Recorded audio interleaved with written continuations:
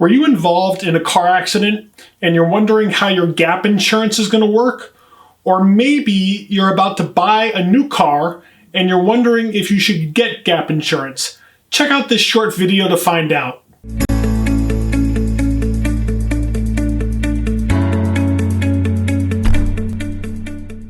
Hey everybody, this is Barry with the Lawful Channel. I'm a personal injury attorney and I have a nationwide network of lawyers. So if you're involved in an accident, please feel free to reach out to me. Chances are I know somebody near you who can help.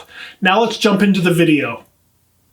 The reason I wanted to do this video is not because gap insurance is a very sexy topic. It's not. But I've seen a lot of misinformation on YouTube about it, and so I thought I should do my own video directly on this topic. Now, a lot of people say you shouldn't get gap insurance. My point is, they've never seen it from the personal injury attorney side. The damage it can do to somebody's finances when they don't have gap insurance in certain circumstances. So that's why I wanted to do this video, and I hope you find value in it. So the most common question I get on this channel is what happens if my vehicle is a total loss? This happens all the time. I did a whole video about total loss vehicles. I'll put it in the comment section below so that you can check it out after you watch this video. So let's talk about a total loss very briefly. Let's take a hypothetical. You buy a vehicle for $20,000 and 6 months later you get in an accident and the vehicle is totaled. Well, the second you drove that vehicle off the lot, it lost a ton of value. You already know that, right? And if you're dealing with an insurance adjuster, you may be finding that out for the first time. Anyway, so how does it work? The insurance adjuster will look at the vehicle and say that the actual cash value of the vehicle is $15,000 or whatever. So that leaves a $5,000 gap between what the insurance company is willing to pay and is obligated to pay and what you owe on your financed vehicle. So what the insurance company is going to do is they're going to cut a check for $15,000 or whatever the actual cash value of the vehicle is to the finance company. They're not going to cut the check to you. They're cutting the check to the finance company, and that will leave, in this scenario, at least a $5,000 balance. Well, what happens to that? Well, you're on the hook for that. You have to arrange with your finance company to pay off that debt.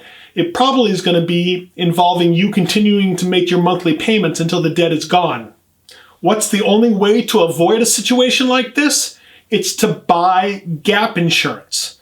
Now, you can buy gap insurance from either the car dealer where you're buying your vehicle. Oftentimes the finance person is trying to push gap insurance on you. Or you can buy it from an insurance company, State Farm or Allstate or whatever. And a gap insurance, which stands for Guaranteed Asset Protection, will cover the difference that you owe in the hypothetical that I gave. Gap insurance doesn't cost that much money. I've seen it cost $20, $30 a month, which is significant when you add it on to a car payment that you're already making.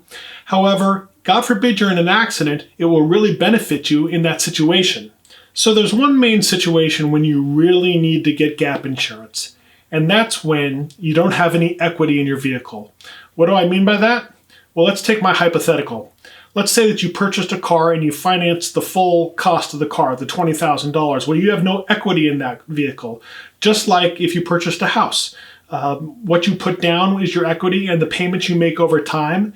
And without many payments, there's going to be very little equity in the vehicle. You can buy gap insurance on a used vehicle too. And if you buy a used car for $5,000 or $4,000, chances are you're not buying gap insurance. So again, my point is that if you buy a car with very little equity in it, that's when you really need gap insurance. Now, before you get all excited and think, okay, I'm going to run out and buy gap insurance because it's the answer to all my problems, I want to clarify something real quick.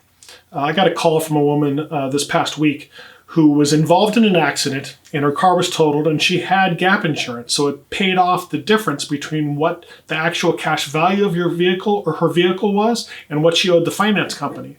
But she said to me, this still isn't fair. I've been making payments on this vehicle and I put a couple $1,000s down and now, great, the car is paid off, but I've got no money to buy a new car. It's not fair. And you're right, the system is not fair. However, I had to tell her, and I'll tell you the same thing, that just because gap insurance paid off your vehicle, it doesn't mean you're going to then have a down payment on a new vehicle. That's just intended to cover the balance on the vehicle that was totaled. So gap insurance is not the answer to all our questions or all our prayers. However, it still can be beneficial. 2 additional thoughts for you. One is that the gap insurance will kick in whether you're the victim of the accident or you caused the accident. And then secondly, gap insurance is really important for all vehicles, not just cars. I mean, this really applies to motorcycles too. I've seen a lot of guys buy $30,000 Harleys and put very little money down. And then they get in an accident and the vehicle gets totaled, which is very common in a motorcycle accident. What do? Well, those guys are on the hook to Harley-Davidson Finance Company or whoever they finance the vehicle through for $20,000.